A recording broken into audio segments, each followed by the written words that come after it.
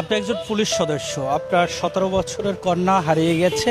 আপনি অভিযোগ করেছেন যে তাকে অপহরণ করা হয়েছে। আপনি কেন মনে করছেন যে তাকে অপহরণ করা হচ্ছে? আমি তো বাংলাদেশ পুলিশ সদস্য, তো পরিচয় জেনে গেছে।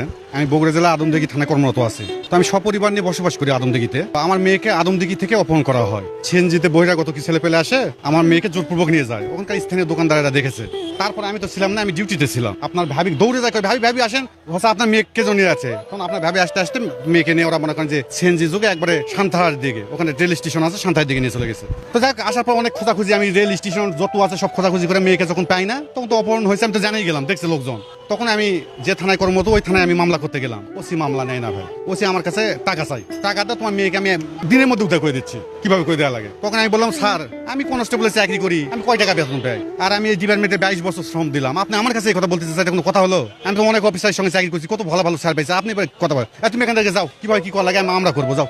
মামলা দিবেন না? আমি মামলা নিব না, আমার মামলা নেয়নি, কাগজ দিয়েছি অনেক, সে মামলা নিবে না। তখন আমি বাধ্য হয়ে এক পরিচিত আমার ডিআইজি স্যার আছে, ওনাকে ফোন করলাম। উনি কাছে ওসিকে ফোনটা দেও। তো ওসি স্যারকে ফোন দিলাম। ওসি স্যার সঙ্গে যখন কথা বললো, তখন উনি মামলা তো করলেন, তখন একটা জিডি নিল। সেই জিডিটা ছিল অনেক নর্মাল জিডি। আমি পিতা হিসেবে তখন আমার মেয়ে হারা গেছে, তখন পাগলের মতো জিডিতে কি লেখলো না লেখলো তখন আমি দেখিনি। পহেলা মেয়ে আমার মেয়ে অপহরণ হয়, তারপর আমরা জানতে পারি যে আমার মেয়েকে ওরা তুলে নিয়ে গেছে। থানায় মামলা করতে চাই, কিন্তু থানায় মামলা নেয় না। তারপর আমরা কোর্টে মামলা করি। আপনার স্বামী কি করে?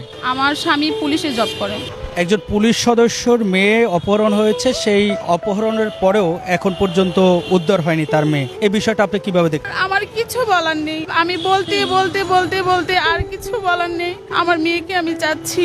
আমি ঘুমাইতে পারতেছি না, খাইতে পারতেছি না, মানে আমি কি করব?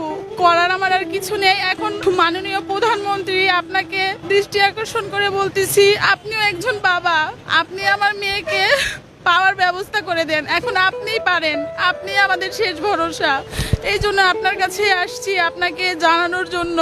1 তারিখে জিডি করার পর 3 তারিখে জয়পুরহাট জেলার 5বি থানা ওসি আমার ফোন কলের মাধ্যমে জানায় আপনার মেয়ে উদ্ধার হয়েছে, থানায় এসে আপনার মেয়েকে আপনি নিয়ে যান। তখন আমার মেয়েকে নিতে গেলাম। মামলার আয়ু, এন্তাজুল হক, নারী কং, পুরুষ কং সবাই মিলে আমরা আমার মেয়েকে নিতে গেলাম 5বি থানায়। যায় ওসির কক্ষে OC, Bagjana UP chairman Nazmul আর আসামিদের নিয়ে এক জায়গায় ওসি বৈঠকে বসছে। বসার পর ওসি, নাজমুল আর আসামিরা আমাকে বলে, না দাবি নামায় সই করতে হবে, আপনি মামলা করতে পারবেন না অপহরণ বিষয়ে কোনো, তাহলে আপনার মেয়েকে আমরা দিব, মেয়ে আমাদের কাছে আছে।